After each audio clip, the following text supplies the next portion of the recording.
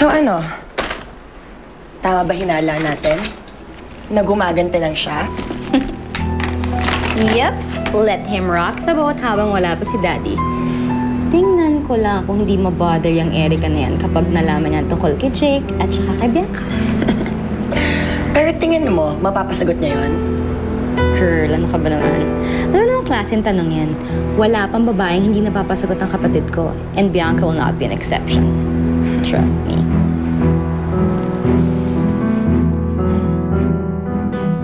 Naalala ko talaga. Matapos manang. Ano Di ba magkalaro kami ni Jaime nung maliliit kami? Eh, nung maliit yan, English. Oh? Minsan naasar na talaga ako. Bigla ko siya nilayasan. O di sumigaw siya, ate, hintay! O di na Tagalog. Nakakatawa na. Ay, nako, manang. Ay, ma'am! Kukuha lang ako ng tubig. Ay! Sandali lang po. Mamon! Salamat. Sige po.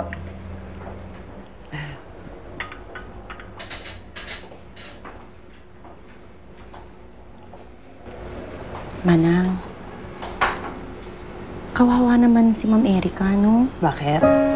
Wala siya nakakausap. Pinili niyang pera eh. Manang, mukha namang hindi pere. Alam niyo ba, maghapon lang nasa bahay lang yan. Kasi alam niyang nakabantay ako rito at lahat ng kilos niya re-report ko kay Jaime. Manang, sa palagay mo, alam na ni Ma'am Erica na nililigawan ni Sir Jake si Ma'am Bianca. Sa tingin mo? Beng, sa tingin ko, hindi na natin problema yun. Problema mo, tapos mo yung trabaho mo. Sa tingin ko nga. Ang kapaka-intrigera mo. Matanong lang. O tapos, sige naman na. Ay, Wait hindi na. mo. Tama na. Sige na.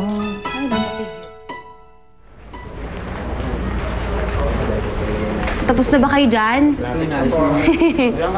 Uy, Ano, okay ka na? Kukunin ko lang yung kotse. Hintayin mo lang ako sandali. Sige. I'll be back.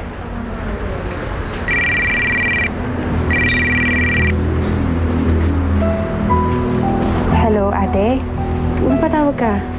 Bianca, may gagawin ka ba? Tapos na ba yung klase mo? Labas naman tayo. Mapapaliw na ako dito sa bahay. Ate, sorry hindi kasi ako pwede ngayon eh. Okay lang, alam ko naman busy ka eh.